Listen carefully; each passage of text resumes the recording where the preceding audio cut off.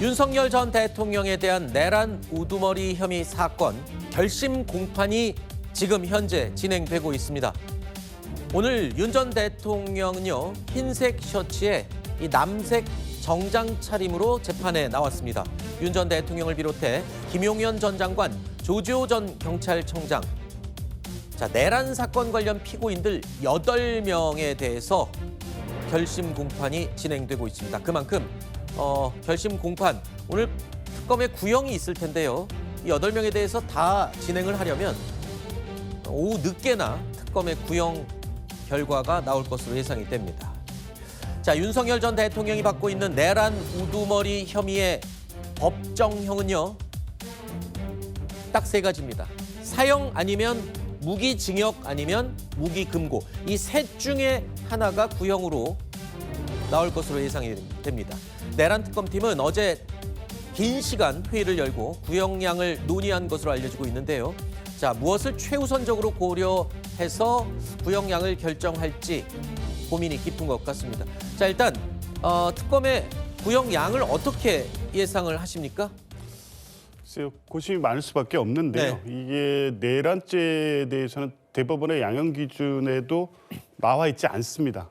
결국에 1997년 대법원 판결로 확정된 전두환 신군부 일당에 대한 판결의 기초에서 예상해 볼 수 있는데, 저는 이 법리나 이런 것을 봤을 때 사형 구형이 나올 수 있을 것 같습니다. 왜냐하면 당시에도 국헌문란 목적의 폭동이라는 내란죄 성립 여부도 다퉈졌고, 특히 그 사건 같은 경우에는 학살이 이루어지지 않았습니까? 민간인 희생이 과거 과거 전두환 전 대통령에 대해서는 그렇습니다. 그 결과가 발생했기 때문에 결과 발생이라는 것도 있지만 내란죄 자체가 원래 내란의 성립 자체로서 중대한 범죄이기 때문에 결과 발생이 없다는 이유로 이 최고형에서 감경이 되지 않고요. 지금 윤석열 전 대통령이 전면적으로 부인하고 있고 반성의 태도를 보이지 않는 여러 가지 사정을 고려하면 특검은 사형을 구형할 수도 있다고 봅니다. 일단 3가지, 사형, 무기징역 아니면 무기금고 셋 중에 하나가 될 텐데,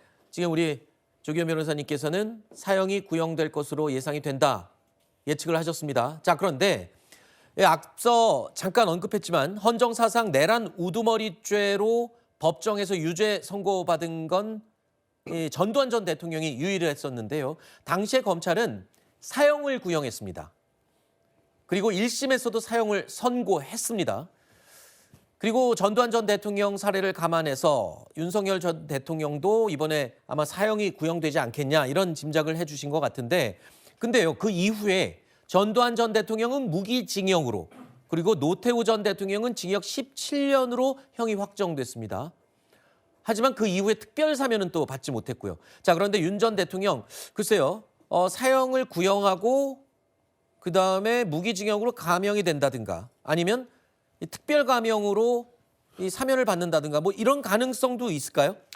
네, 저는 현재로서는 제가 보기에 전두환 전 대통령과 똑같은 잣대로 보기엔 좀 무리가 있을 것 같아요. 왜냐하면 물론 이제 국헌문란을 목적으로 한 이게 계엄 그러니까 위헌적 계엄이다. 그건 여러분들이 많은 분들이 동의하는 지점 같은데, 근데 사실상 이거는 3시간도 채 안 돼서 끝나는 데다가 사실은 아무런 윤 전 대통령의 주장 그대로 이것이 어쨌든 국민을 계몽하기 위했다는 것은 그건 좀 약간 좀 부당하다는 해석이라 하더라도 최소한 인명이라든가 이런 데 대한 피해가 없었고 또 국회가 의결했을 때 바로 따랐던 이런 점들을 감안한다면은 일종의 정상 참작이라는 그런 여지가 조금 개입된다면 저는 사형보다는 무기징역이 가능성이 높을 것이다. 물론 이제 특검 입장에서는 법이 정한 최대치를 구형을 하려고 하겠지만 이 또한 사실은 또 국민 정서를 또 배려하지 않을 수 없기 때문에 국민 통합이라는 좀 거시적인 그런 목적까지 본다 그러면은 저는 전두환 전 대통령과 똑같은 어떤 그 쿠데타의 잣대 혹은 비상 위헌 계엄의 잣대로 보기는 조금 무리가 있을 수 있다는 생각이 듭니다.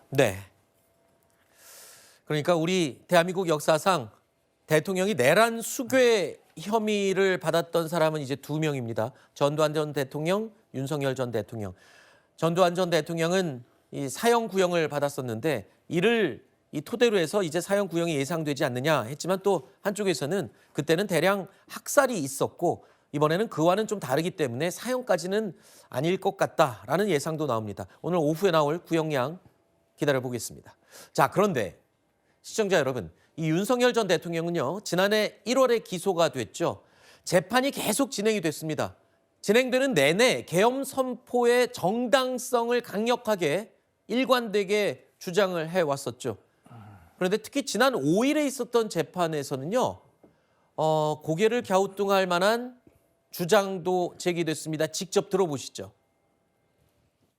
총리하고 국무위원들이 와가지고 얘기를 하는데 사실은 좀 최소한의 정무 감각이라도 갖추고 있는 사람들이었으면 오히려 대통령한테 외교 관계가 어쩌니 뭐 민생이 어쩌니 얘기할 게 아니라 증인 옆에 있었잖아요. 아니 대통령님 이거 계엄 선포해봐야 이거 하루 이틀이면 저 사람들이 달려들어갖고 이거 계엄 해제할 텐데 그러면 대통령님만 그야말로 우세 떠는 게 되고 좀 창피스러울 수 있고 오히려 야당한테 막 역공당할 수 있지 않겠습니까? 이런 얘기를 사실은 나도 기대하고 그럴 수 있는 상황인데 그런 얘기하는 사람 하나도 없단 말이에요. 네, 그렇습니다. 증인은 나하고 그런 얘기를 했잖아요. 근데 그 옆에 총리나 뭐 장관들 그런 얘기를 안 꺼내는 거 보고 좀 답답해하지 않았어요? 네, 아무도 그런 얘기가 없었습니다. 이 사람들한테는 어떻게 보면 내가 좀 발목이 잡혔다고나 할까? 들으신 그대로입니다. 윤석열 전 대통령은 이런 생각을 하고 있는 겁니다.